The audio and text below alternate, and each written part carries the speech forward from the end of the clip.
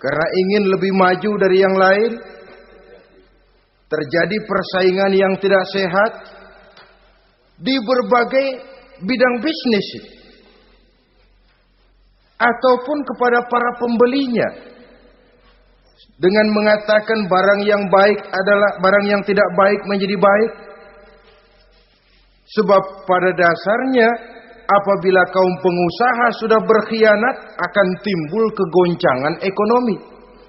Dan kegoncangan ekonomi dampaknya adalah melahirkan kelas-kelas kemiskinan. Kemiskinan merupakan satu perangkap iblis. Biasanya orang kalau udah melarat udah dekat banget sama kafir. Ya, kalau tidak dilatar belakangi oleh nilai iman yang kuat. Udah melarat udah dekat benar dah sama kafir. Apalagi iblis ini menggodanya pandai dia. Kepada orang miskin dia datang dengan bujukan materi. Kepada yang cukup hartanya dia datang dengan bisikan lain. Pendeknya iblis dan setan itu ibarat tukang joget, dia ngerti betul irama kendang.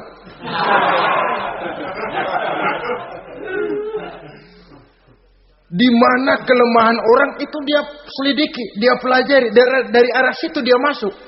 Dan secara strategi perang iblis dan setan ini posisinya memang lebih menguntungkan daripada kita. Kenapa? Dia melihat kita mah nggak lihat dia. Dia bisa pelajari kebiasaan dan kecenderungan kita. Kita nggak tahu kadang-kadang kelemahan kita. Dari arah itu dia masuk. Posisi dan strateginya lebih menguntungkan daripada kita. Saudara-saudara kaum muslimin rahimakumullah. Bila ekonomi sudah goncang, terjadi penimbunan barang, terjadi spekulasi harga, timbullah kegoncangan sosial. Dan dikala itu setan dan iblis pesta. Dia merasa perangkapnya berhasil. Persaingan-persaingan yang tidak jujur, yang pada dasarnya akhirnya bukan cuma merusak sistem ekonomi, tapi juga mempengaruhi hasil kerjaan. Dalam tender-tender usaha-usaha besar misalnya, oleh karena mengajar supaya dia yang mendapat proyek, dia tidak segan sogok sini, suap sana, semir sana, usap sini. Tinggal untungnya sedikit dan dia harus dapat untung besar. Akhirnya apa? Proyek yang dikerjakan cuma asal sekedar jadi. Tidak seperti standar yang ditetapkan lagi. Juga tidak merupakan kesalahan yang sepenuhnya harus dibebankan kepada dia. Kesalahan yang merupakan siklus. Mata rantai sudah lingkaran setan. Itulah sebabnya sering saya ungkapkan kalau manusia sudah jadi teman setan, lebih buas daripada bajing. Karena bajing cuma makan kelapa, tapi bajingan udah apa saja dimakan. Sudah jadi teman-teman iblis, tidak ngerti halal haram, hak dan batil. Ini kepentingan pribadi apa kepentingan orang banyak, yang penting sikat saja. Jadi yang ketiga ini targetnya memang kekacauan ekonomi. Yang kemelaratan, kemiskinan merupakan tangga untuk sampai kepada kekafiran. Dan iblis tahu betul itu.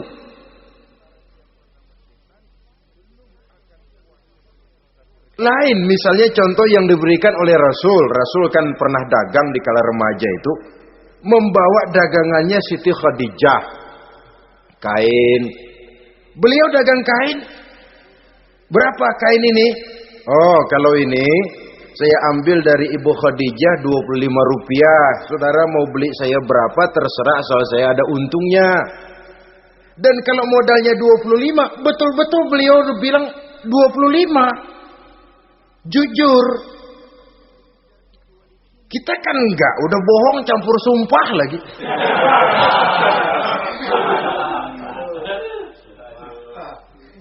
Ini yang ketiga. Yang keempat, teman-teman setan, teman-teman iblis, syaribul khamr. orang yang minum arak, pemabuk, itu teman setan. Bahkan divonis tidak beriman orang yang pada saat meninggal dunia di dalam perutnya itu masih ada khamr. Tidak beriman divonis. Jadi dalam satu pesta di mana disediakan minuman-minuman keras, iblis itu sudah masang perangkap. Dan bila minuman itu dihampiri orang, dia mulai senang, wajahnya berseri-seri. Kalau minuman dituang ke gelas, dia tepuk tangan. Bila minuman mulai mengalir ke tenggorokan, dia jijimprakan iblis. Girang bukan main.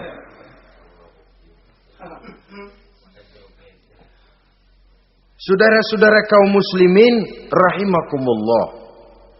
Kenapa pemabuk merupakan teman setan? Karena dalam keadaan mabuk, orang kehilangan daya kontrol. Perbuatannya nyaris tidak terkontrol lagi. Tidak ada rahasia, tidak ada harga diri, tidak ada sifat memelihara, dan itu ciri-ciri daripada iblis. Syaribul khamr, orang yang suka meminum minuman keras. Itulah sebabnya memang dalam hidup ini kita harus punya filter. Allah selalu menghendaki yang terbaik dan memilihkan yang terbaik untuk kita. Kalau sudah itu minuman yang baik kata Allah, itulah memang yang baik untuk kita. Kalau itu dilarang oleh Allah, itulah memang yang tidak baik untuk kita. Jadi kalau sudah qat'i dalilnya, gak usah buang energi menyelidiki apa manfaatnya. Kalau sudah qat'i dilarang, gak usah buang energi menyelidiki apa bahayanya khamr. Allah tidak akan melarang sesuatu yang mengandung manfaat. Yang dilarang Allah tentu yang membawa mudarat dan bahaya di dalam kehidupan. Bukankah sekarang ini minuman keras sudah merupakan penghias pesta? Merupakan kebanggaan di kalangan remaja? Termasuk dalam kata khamr ini ya morfin, ganja, narkotik, dan yang sejenis dengan itu. Orang sudah merasa bangga kalau sudah fly to the sky, membumbung ke angkasa, katanya dunia ini luas, lupa segala macam persoalan. Tapi sampai kapan?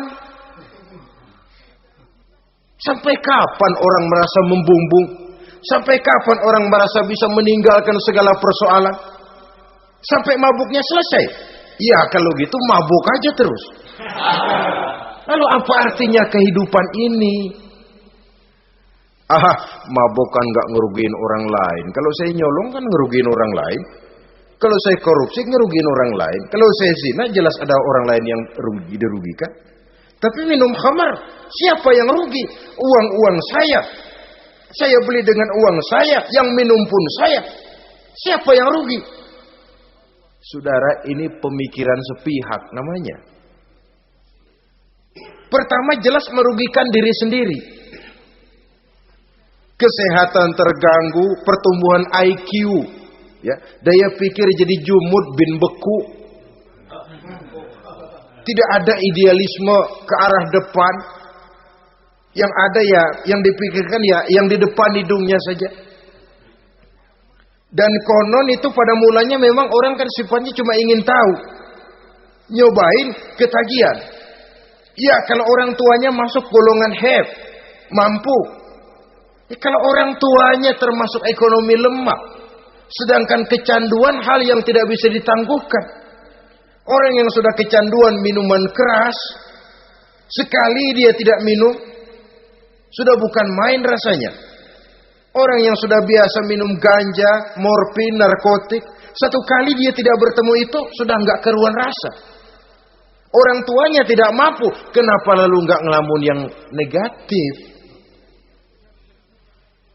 Ya kalau dia keluarga have, orang tuanya masih ngelarang, dia bisa jual hal lain di rumahnya yang ada harganya. Tip dek kah itu, video kah itu, mobil kah digade dulu. Kalau di kampung, anak-anak muda yang menengah ke bawah, kenapa enggak ayam orang disamber?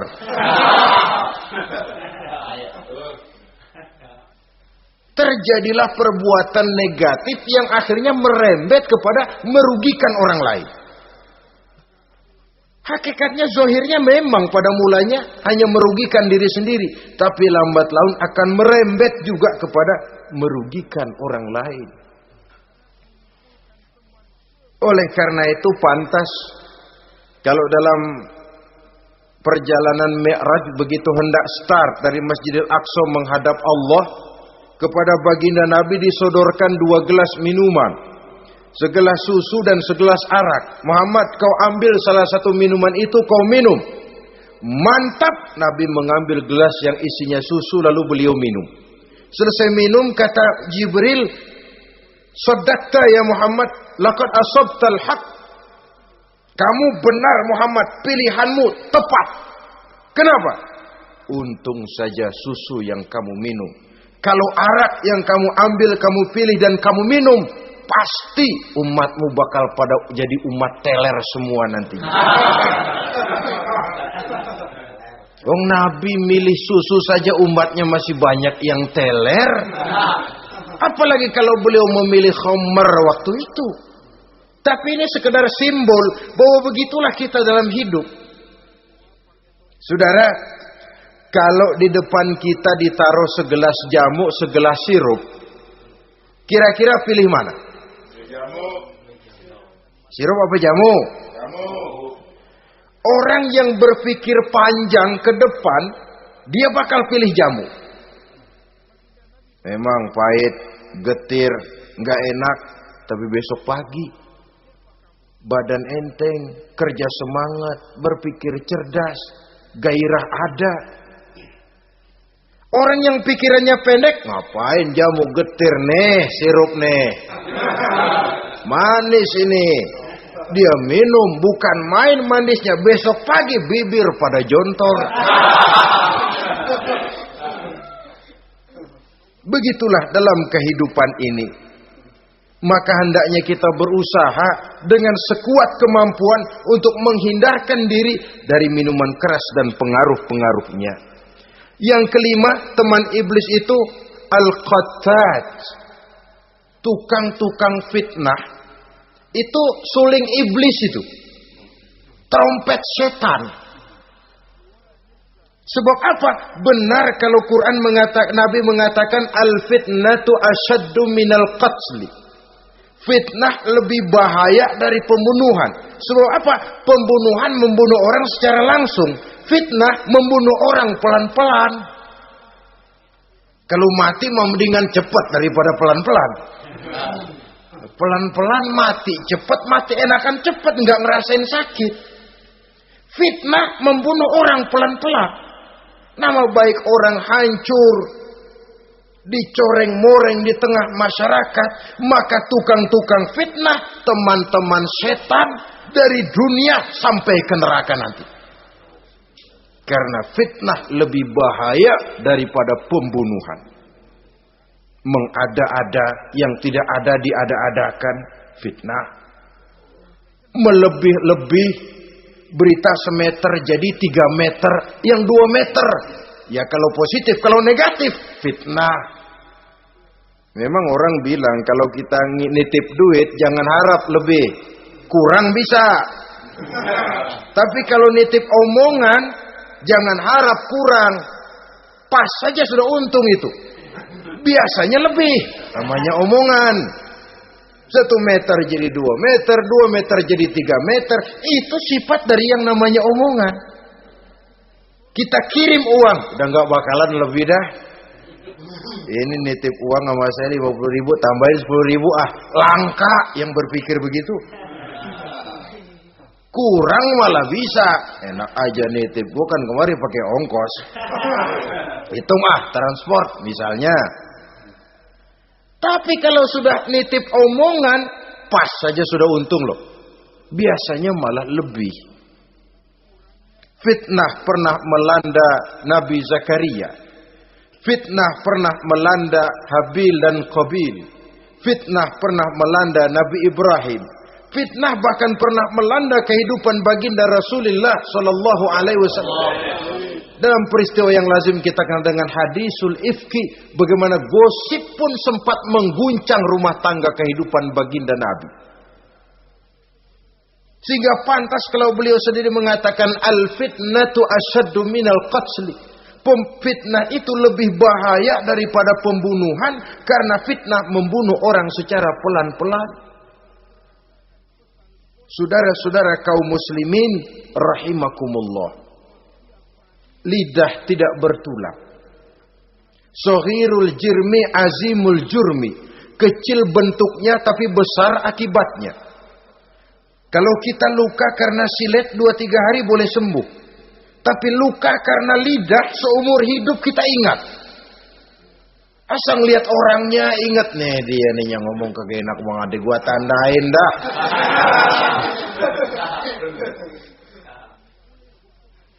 Itulah sebabnya pepatah bilang salamatul insan fi hifzil lisan. Orang akan selamat jikalau dia pandai menjaga lidahnya. Saudara-saudara kaum muslimin, yang keenam, teman setan sahibur riya. Orang yang riya, beramal cuma to show only, supaya ingin dipuji orang, ingin dilihat orang. Riya namanya.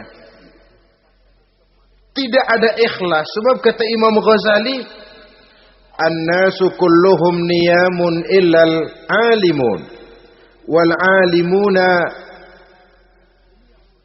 an-nasu kulluhum mauta illal alimun, wal alimuna niyamun illal amilun, wal amiluna mughtarruna ilal mukhlisun. Manusia itu pada hakikatnya mati kecuali orang alim. Orang alim sekalipun hidup hakikatnya adalah tidur, kecuali orang yang mengamalkan ilmunya. Dan orang yang mengamalkan ilmunya banyak yang tertipu, kecuali orang yang ikhlas. Tepat ini fatwa Imam Ghazali. Manusia hakikatnya tidur kecuali orang yang alim. Orang yang alim walaupun hidup tapi tidur. Hidup tidur, ya nggak bisa berbuat banyak kecuali orang yang mengamalkan ilmunya. Dan orang yang mengamalkan ilmunya banyak yang tertipu kecuali yang ikhlas. Jadi kalau amal itu adalah jasad, ikhlas itu adalah ruh. Amal tanpa ikhlas patung. Patung tidak bisa berkembang, tidak bisa berbuat banyak, namanya patung. Itu amal tanpa ikhlas. Ini termasuk penyakit batin toh, ikhlas, riya, ujub, sum'ah, penyakit kepengen didengar orang, penyakit kepengen dilihat orang. Wah, kalau sembayangnya dilihat orang mantap betul, kayak besok mau mati. Tapi kalau sudah sembahyang nggak dilihat orang, wah kilat khusus, cepat bukan main. Riya. Ini yang menghancurkan amal ini nggak terasa. Sifat kita sendiri. Riya ini menggeragoti amal. Sebagaimana api menggeragoti kayu bakar. Yang ketujuh. Teman setan akilu malil yatim. Orang yang memakan harta anak yatim. Itu setan senang betul itu. Dia bisikan, nah kau kan ngurus anak yatim. Kau sudah menanamkan budi kepada mereka. Jadi wajar kalau kau ambil bagian. Mula-mula memang dalam batas yang wajar. Makin lama malah berebut sama yatimnya. Makin kesonoin, yatimnya malah nggak keduman. Panitianya yang kenyang. Akilu malil yatim, orang yang memakan harta anak yatim secara zalim, ini merupakan teman setan. Sebaliknya, orang yang melindungi anak yatim, kata Nabi, seperti 2 jari ini dengan aku di akhirat nanti. Dekat derajatnya dengan Rasul. Yang kedelapan, teman setan al-mutahawinu bis-shalah. Orang yang nganggap enteng sholat. ngenteng-ngentengin sholat. Nanti aja dah kalau udah tua-tuaan, sembahyang mah gampang, saban sari ada. Kalau ini nih tinju jarang-jarang. Al-mutahawin, ngenteng-ngentengin. Pada dasarnya agama itu mudah. Jangan dipersulit, tapi juga jangan dipermudah. Agama itu tidak berat. Jangan diberat-beratin, tapi juga jangan dienteng-entengin. So yang enteng kalau kita entengin akhirnya menganggap remeh. Mulanya memang sedikit, makin lama makin banyak, makin lama makin banyak, makin bertumpuk. Apalagi kalau sadar kita sholat adalah tiang daripada agama. Bagaimana rumah akan tegak tanpa tiang yang kuat? Bagaimana agama akan tegak dalam diri seseorang kalau sholatnya dia enteng-entengi? Jangankan yang sunnah, yang wajib saja. Kadang-kadang tutup lubang gali lubang. Padahal itu merupakan tiang pokok. Rumah itu untuk kuat harus ada tiang-tiang tambahan. Tiang tambahan ini ya nawafil, ya rawatib, solat-solat sunnah itu. Itu untuk menjaga stabilitas temperatur batin kita kepada Allah. Al-mutahawinu bis sholah. Jadi kalau sudah masuk waktu, beduk misalnya berbunyi, azan berkumandang, iblis mulai menyebar bala tentaranya. Pasukan, siap.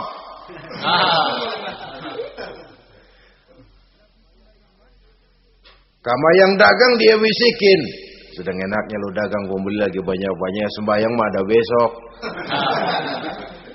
Sama yang kerja, jangan ditinggal ini kerjaan, tanggung, sembahyang masih ada besok. Saudara-saudara kaum muslimin rahimakumullah.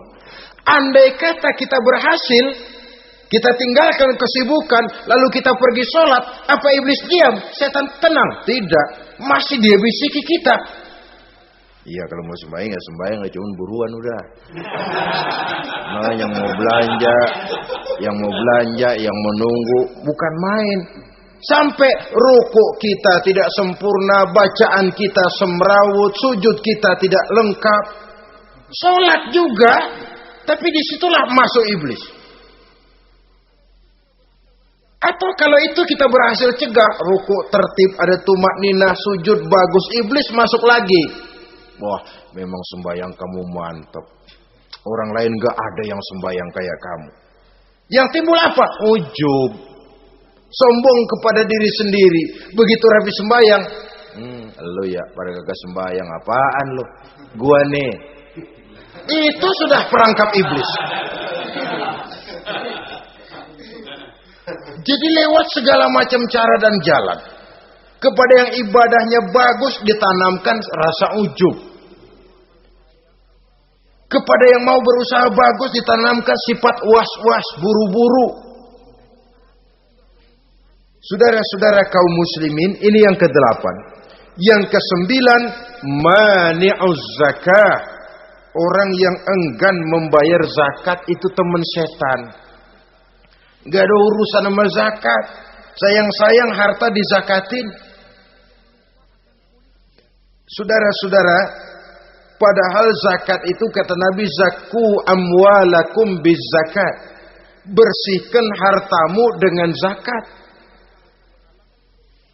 Jadi barangkali bercampur harta itu dengan sedikit yang tidak baik, bercampur dengan yang kotor. Zakat itu membersihkan yang lain. Kita misalnya dalam satu kelas punya murid 40 orang, 42 orang. Ada 2 orang yang bandel, nggak ketulungan. Sudah segala macam cara kita perbaiki, nggak juga berhasil. Ini kan kalau nggak diatasi kan mempengaruhi yang teman-teman yang 40 orang. Untuk menyelamatkan yang 40 ini, nggak apa-apa yang 2 keluarin. Bikin pemecatan. Anak saudara kami sudah tidak sanggup lagi mengajar. Dengan ini kami berhentikan dari sekolah yang kami pimpin untuk menyelamatkan teman-teman yang lebih banyak. Mengeluarkan yang 2 untuk menyelamatkan yang 40. So kalau tidak ini nanti ngerembet, yang 40 ngikut jadi ngeres. Itu juga harta. Zakat untuk membersihkan yang masih tersisa. Yang terakhir, yang ke-10, teman setan, musuh, teman iblis, man yutilul amal. Orang yang terlalu panjang angan-angan. Penghitung bintang di langit. Yang hidup cuma ngitung jikalau. Wiridannya cuma jikalau.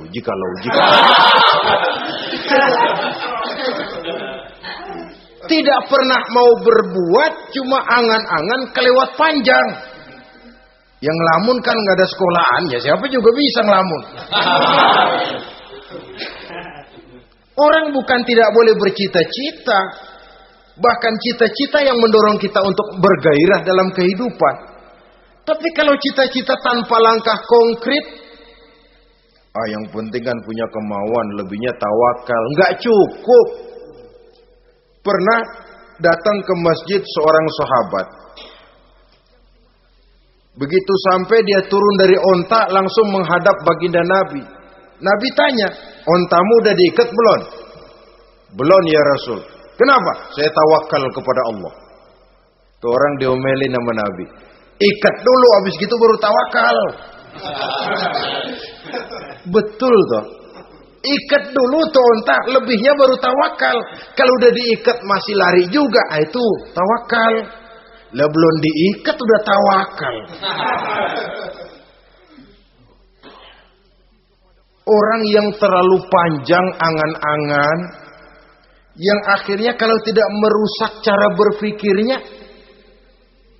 akan mendorong dia kepada perbuatan yang negatif untuk mewujudkan angan-angannya itu. Macam misalnya ya, pakaian kepengen bagus, harta mau banyak, usaha ogah, kerja capek sedikit tidak mau, kepengen seperti orang-orang, lalu ngelamun. Kalau tidak jadi gila, ya merusak perbuatannya. Kan berapa banyak orang yang kepengen kaya gagal lalu jadi sableng. Kertas koran ditumpukin, dikantongin, dia kira gepokan duit. Hawanya duit udah banyak aja. Tulul amal, terlalu panjang angan-angan. Nah, saudara-saudara, kalau kita sudah tahu itulah teman-teman setan, teman-teman iblis, mari kita berusaha jangan termasuk salah satu di antara 10 orang yang menjadi teman-teman iblis ini. Lalu cara untuk mengatasinya bagaimana? Imam Al-Ghazali rahimahullah memberikan tuntunan. Pertama, untuk mengatasi perangkap setan, jangan sampai kita termasuk salah satu teman setan, zikrullah. Banyak ingat kepada Allah. Sebab Nabi bersabda, inna zikrallahi ta'ala fi janbi syaitan kal akillati fi janbi ibni Adam. Sesungguhnya zikrullah, zikir kepada Allah itu dapat menyakiti setan sebagaimana penyakit menyakiti lambung anak Adam. Jadi setan itu akan kurus kalau kita hantam pakai zikrullah. Setan tidak berdaya, lemah kalau kita hantam pakai zikrullah. Ingat Allah, selalu merasakan kehadiran Allah dekat dalam hidup. Itu senjata pertama. Dengan zikrullah, setan kurus. Kalau udah kurus, ya lemas, nggak berdaya ngadepin kita. Tapi kalau nafsu yang kita ikutin, kita umpanin tuh setan. Lah gemuk. Begitu gemuk, makin berleluasa dia ngutak-ngatik kita. Yang kedua, jangan mendekati tempat maksiat. Sebab man hama haulal hima yusiku ayyaqafi. Orang yang main di pinggir kali ditakutin kecebur di kali. Jangan mendekati tempat yang cenderung membawa kita ke tempat maksiat. Saudara-saudara, yang ketiga, mengosongkan perut. Dalam arti rajin puasa sunnah. Kata Nabi, inna syaitan yajri min ibni adam majrad dam fadayyiku majariyahu bil ju'. Setan mengalir dalam diri manusia seperti mengalirnya darah. Maka persempit jalan setan dengan apa? Bil ju', dengan memperbanyak lapar. Bukan memperturutkan syahwat.